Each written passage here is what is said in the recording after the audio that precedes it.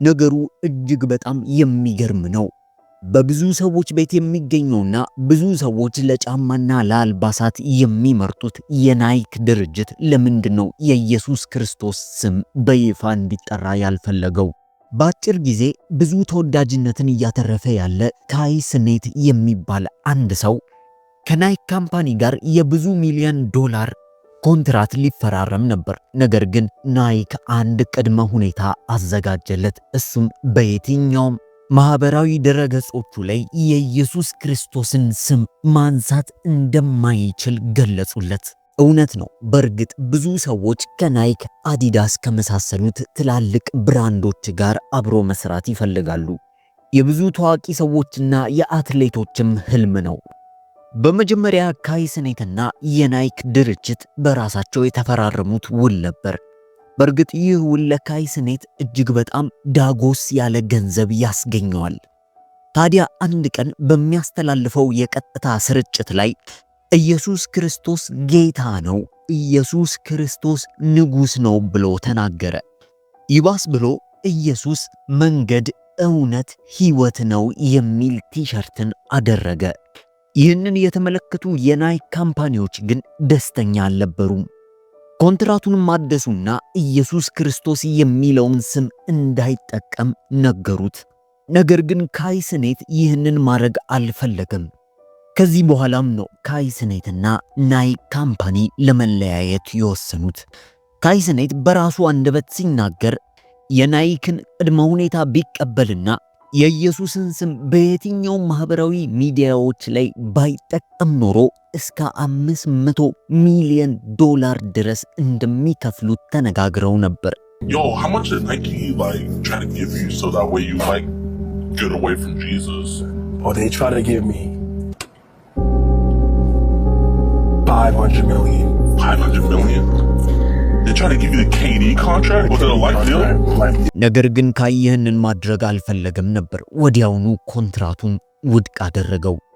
ካይ ስኔት በቀጥታ ስርጭት በማህበራዊ ሚዲያ ላይ እንዲህ ሲል ተደምጧል። ሁሉም የሚመጣ ገንዘብ ጥሩ ነው ማለት አይደለም። የትኛውንም እምነት ብትከተሉም እንኳን አንድ እውነታ ልነግራችሁ እፈልጋለሁ። ኢየሱስ ክርስቶስ እውነት ነው። በህይወታችሁ ላይ የሚመጣውን ነገር በሙሉ እሺ ብላችሁ መቀበል የለባችሁም። አይ ማለትን መልመድ አለባችሁ።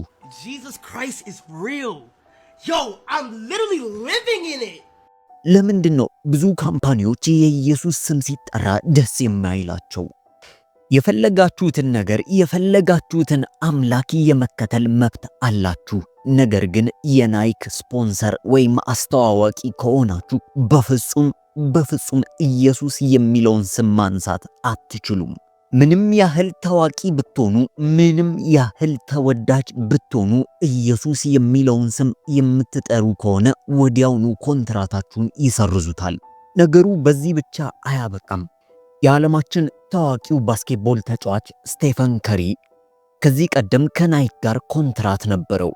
ከሪ ብዙ አድናቂዎችና ተከታዮች ስለነበሩት ናይክ በከሪ በኩል ብዙ ጫማዎችን መሸጥ ችሎ ነበር። ለናይክም እጅግ በጣም ትርፋማና ውጤታማ ስፖንሰርሺፕ ነበር። በኋላም ይህ የባስኬትቦል ተጫዋች ለናይክ ቀለል ያለ ጥያቄን አቀረበላቸው። የገንዘብ ጭማሪ ወይም ደግሞ የዲዛይን ቅየራ አልነበረም።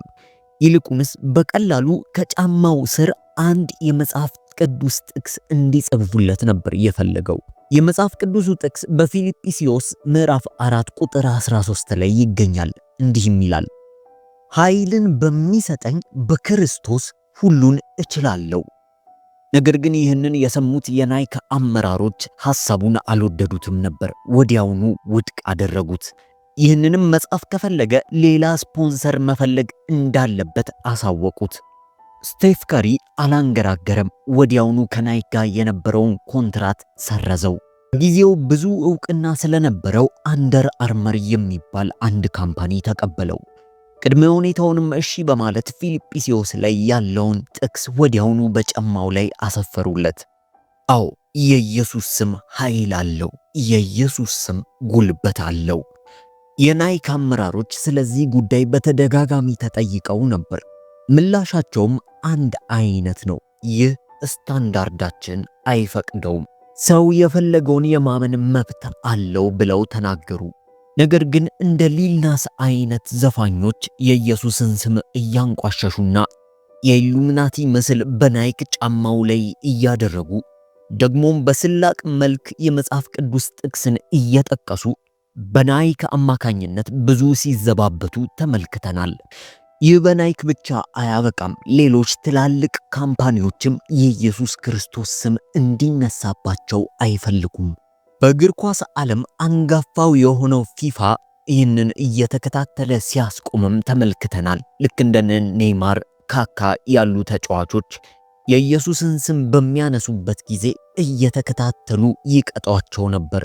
ለምሳሌ ብራዚላዊው ኔይማር ጁኒየር በ2015 የሻምፒየንስ ሊግ ዋንጫን ከባርሴሎና ጋር ሲበላ 100% ጂሰስ ወይም ደግሞ 100% ኢየሱስ የሚል የጭንቅላት ማሰሪያን ተጠቅሞ ደስታውን ገልጿል። ነገር ግን ፊፋ ይህንን መቀበል አልፈለገም ነበር። በተደጋጋሚ ማስጠንቀቂያ ላከለት። በገንዘብም ደረጃ ሳይቀር እንዲቀጣ ተደረገ። ነገር ግን እንዲህ ማድረጋቸው ኔይማርን አላስቆመም ነበር። በሜዳ ላይ ብቻ ሳይሆን በሶሻል ሚዲያውም ላይ የመጽሐፍ ቅዱስ ጥቅስን ያጋራል። አንዳንዴ ደግሞ እንዲህ ሲል ጠንካራ መልእክትን በማህበራዊ ድረገጽ ያጋራል። ሕይወት ትርጉም የሚኖረው ኢየሱስ ክርስቶስ በሕይወታችሁ እስካለ ድረስ ብቻ ነው ብሎ ይጽፋል። ብዙ ሚዲያዎች ከፊፋ ጋር በመተባበር ኔይማርን መቀበል አልፈለጉም ነበር። ኔይማር በዕለቱ ያደረገውንም የጭንቅላት ማሰሪያ ብዙ ቲቪዎች መልእክቱ እንዳይታይ አደብዝዘውት ነበር። ለብቻ 100% ኢየሱስ የሚለውን ለይተው አደበዘዙት። የሚገርመው በ2016 ዓመተ ምህረት ለባላንዶር በምርጥ ብቃቱ ምክንያት እጩ ሆኖ ቀረበ። በዚህ ጊዜ ኔይማር ዋንጫ ሲያነሳ ያደረገውን የጭንቅላት ማሰሪያ ላይ ያለውን መልእክት ሙሉ በሙሉ አጠፉት። በዚህ ልክ ተጨንቀው ያስተላለፈውን መልእክት ለማደብዘዝ ሞከሩ። ይህ ግን በሚገርም ሁኔታ የበለጠ ሚዲያው ትኩረት እንዲሰጠው አደረገ። የሚገርመው ነገር ኔይማር የሚጫወትበትን ቡድን ከባርሴሎና ወደ ፒኤስጂ በቀየረ ጊዜ ቡድኑ እንደዚህ ያሉ ሃይማኖታዊ መልእክቶችን እንዳያስተላልፍ በየዓመቱ 6.2 ሚሊዮን ዩሮ ከደሞዙ ውጪ ወይም ደግሞ በየወሩ 541680 ዩሮ ይከፍለው ነበር። ቢሆንም ግን ኔይማር አሁንም በየኢንተርቪውና በየሶሻል ሚዲያው ስለ ኢየሱስ ክርስቶስ ማውራቱን አላቆመም ነበር። እናንተስ በዚህ ጉዳይ ላይ ምን አስተያየት ትሰጣላችሁ? ለምንድን ነው ዓለም በዚህ ልክ የኢየሱስ ስም እንዲዳፈን የፈለገችው?